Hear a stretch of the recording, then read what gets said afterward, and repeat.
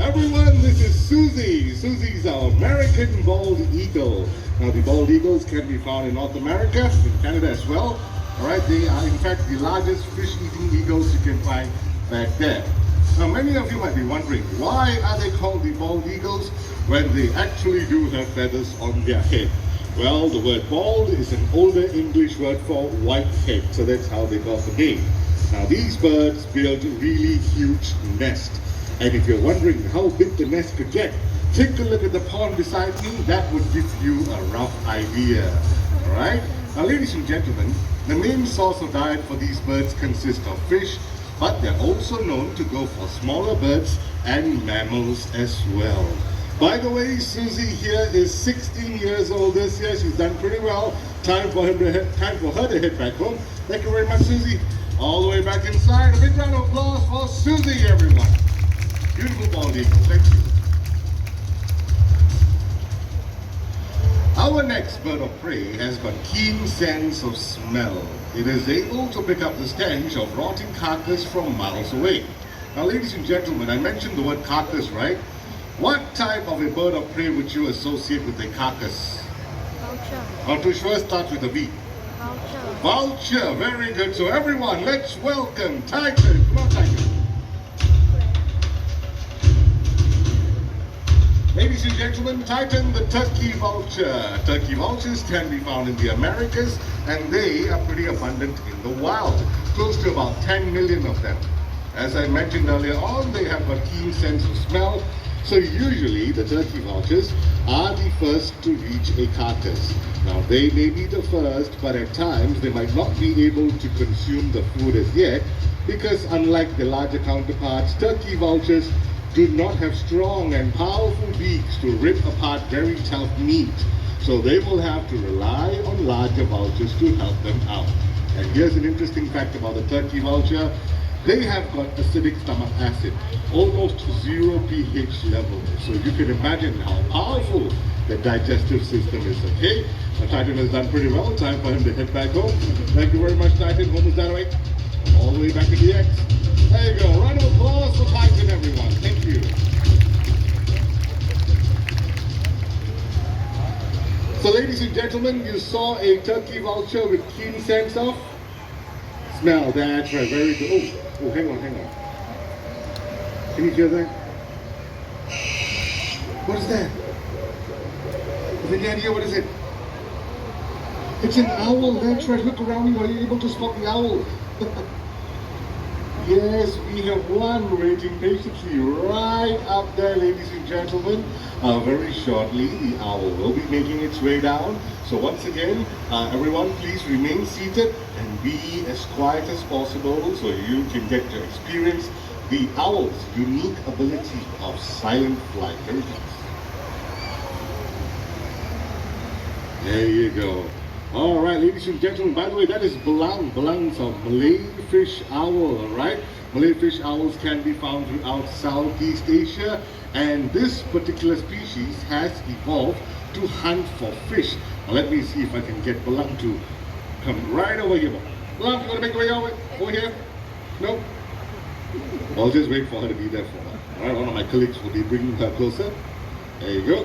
Now, as I mentioned earlier on, owls have this unique special feathers at the tip of their feathers, all right? This is very soft feathers which actually absorbs the sound waves. So it's very quiet or silent when they fly. There you go. Right over here, go. There you go, ladies and gentlemen. Very beautiful looking owl, right?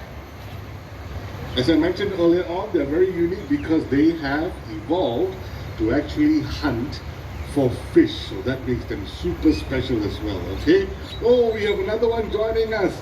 By the way, everyone, this is Soren. He's our barn owl. Barn owls can be found throughout the whole world, except for Antarctica. They're very, very common owls, okay? There you go. Now, both these birds were hatched and raised right here in the Jurong Bird Park at our Breeding and Research Center, which is located right back there. Belang is close to about 16 years old already. And Soren back there, he's still pretty young. He is only about 6 years old, okay, but already fully grown. And amongst the owl species, the barn owls have got hypersensitive hearing. They are able to pounce on a prey in total darkness just by relying on their sense of hearing. That's how powerful it is, alright? Soren back there has done pretty well. Time for him to head back home. Let's give him a big round of applause, everyone. Thank you. Okay, ladies and gentlemen, back to Mr. Blang over here. I'm pretty sure all of you know that owls are able to turn their head all the way to the back, right? You've seen it before? Okay. Now here's the question. How many degrees do you think an owl is able to turn its head? Rough guess? No? Okay, hang on. Since everyone is wearing masks, right? I'll make this easier for everyone. I'm going to shout out the answer. Okay, I'm going to say the answer. If you think that's the right one, you raise your hands, alright? How many of you think it's about 360 degrees? Raise your hands. 360, okay. Okay, hang on. Alright, how about 270 degrees? 270, okay. Let me see, 180 degrees, 180. Alright, well, most of you got it right. The correct answer would be up to 270 degrees. There you go, well done, well done. So ladies and gentlemen, 180 all of us can do from the left to the right. Alright? 360 not possible, that is a full circle. The owl might sprain its neck, we don't want that happening. So only up to 270 degrees, okay? Is that right, Blang? Oh, he agrees. There you go, very good. Thank you very much. Let's give Blang a big round of applause, everyone. Thank you. So ladies and gentlemen, one of the most commonly used birds of prey in falconry would be a hawk, and that too a Harris's hawk. These birds are excellent hunters and they're very sociable as well. So talking about hunting, would you like to see some hunting today? Yes, okay, so without any further delay, let's welcome Faye, our Harris's hawk. Over here, Faye. Come on, right over here, go. She wants to make her way right up there, not to worry. Okay, ladies and gentlemen, she has taken her position. As you can see, she's ruffling her feathers, bobbing her head up and down. She probably saw something, okay? Looks like our hawk is now ready for the hunt. Oh, off she goes, look at that. Whoa, chasing after the rabbit, well done. Let's give her a big round of applause, everyone. Thank you very much, thank you. Oh, that was pretty cool. By the way, once the hawk has caught something, it will be very reluctant to let it go. It gets extremely possessive over its catch. So the falconer will have to do an exchange in order to receive the prey, just like that. Alright? Then you'll call her to the... She's looking. There you go. Wow, I think she still can see the prey there. Shall we go a bit closer? There you go. Let's give them a big round of applause, everyone. Thank you very much. Alrighty. Thank you. A beautiful Harris's hawk. So ladies and gentlemen, earlier on during the show, you saw a very small vulture, right? The turkey vulture. Well, the next one that's going to make its way out is pretty small as well. And it can be found in Africa. So if you are all set, let's welcome Hazel. Over here, Hazel. Wow, nice flight. Everyone, Hazel, our hooded vulture. Now, the hooded vultures can be found in Africa. They are one of the smallest species of vultures that you can find back there. Now, she's going to make a few low flights above you, just like that. Whoa! Right up to our trainer. Excellent. Okay. Here's a word of advice, everyone. When the owl is flying very low above you, you get excited. When you look up, don't open your mouth. Might drop something on the way, okay? Okay, she's going to make a flight across the arena. All the way to Sufi, who's right up there. Well done indeed. As I mentioned earlier on, the hooded vultures can be found in Africa. Okay, and unfortunately, these birds are actually critically endangered in the wild. Not many of them left, alright? Isn't she a beauty? There you go. You might be wondering, how did the bird get the name the hooded vulture? We take a look at the feather formation on the head. Looks like a hood. Yeah, so that's how they got the name, and they are also known as the monk vultures. Okay, thank you very much, Hazel. You've done pretty well. I'm going to head back home, all the way back inside. Let's give Hazel a big round of applause, everyone. Thank you. Beautiful, thank you.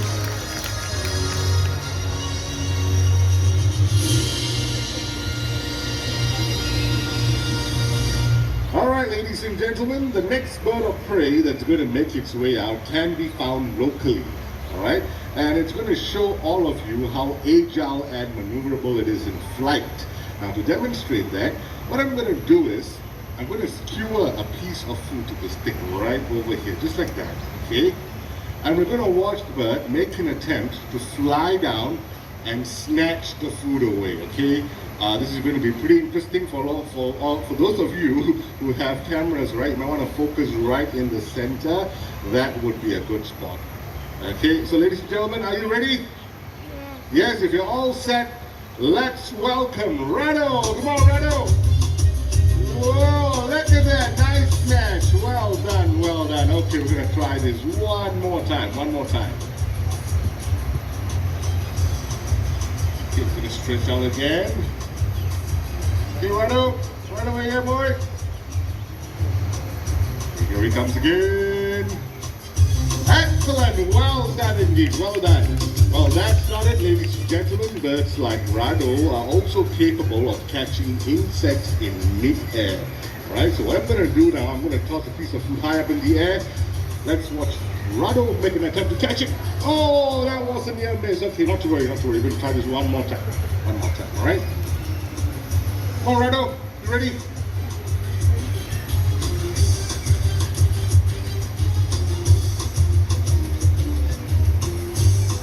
Well done! Oh, pretty cool!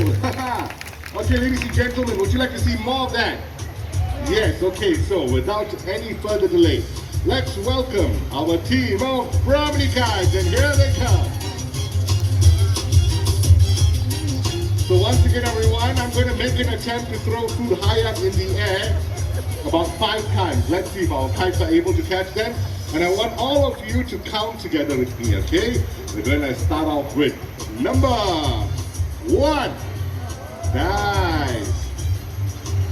Okay, number 2 coming up. Hang on. Number 2. There you go. 3. Whoa. Okay, that was 3 high. Whoop. A little bit of matrix there. Number, was that 4 or 5? I lost count. 4. Okay, one more throw. I'm going to move back a little bit. Really high one. Whoa, well done. Let's give all kinds a big round of applause. So ladies and gentlemen, these are Brahmini kites. They can be found in Southeast Asia. In fact, they are one of the most commonly found birds of prey right here in Singapore. They're basically scavengers, so they hardly hunt. And they're found near water bodies where they will scavenge for dead fish and crustaceans as well. And it's pretty easy to tell apart the adult and juvenile Brahmini kite.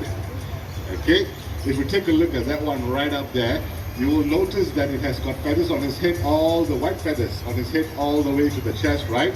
So that would be the adult. For the juvenile, it is all brown in color. So that's how you tell apart the difference. Okay? Okay, looks like that one has got a little flower. It's really enjoying herself right up there. Now before our next bird of prey makes its way out, I have to ensure that all the kites are back because the next one likes the whole stage to himself. There you go. Alright boys, want to make your way in? Okay, there you go. Let's give our kites a big round of applause. Thank you. Okay, ladies and gentlemen, over here in the Jurong Bird Park, we do a lot of rescue and conservation work. Now the next vulture that you're about to see was actually rescued and nursed back to health by us. So, without any further delay, let's welcome Gantis, the Himalayan griffon vulture. Over here, Gantis. There you go, very shy this morning. Right over here, boy. There you go, big boy. Whoa, look at that. Ladies and gentlemen, the Himalayan griffon vultures, they can be found in the higher regions of the Himalayas, and during winter, young vultures are known to fly down south. When they do so, some of them tend to go out of course, and they end up lost in different parts of Asia. Just like Genghis, he was found to be very weak and dehydrated right here in Singapore, in Orchard Road. This was back in 2005. Well, the authorities contacted us. We managed to rescue him and nursed him back to good health. Don't you think he looks pretty healthy right now? Yes, okay, thank you very much, boy. Let's give him a big round of applause, everyone. Thank you.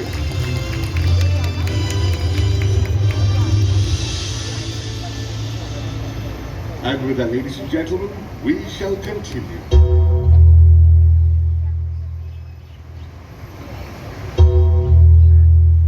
When one vulture descends upon a carcass, more will follow.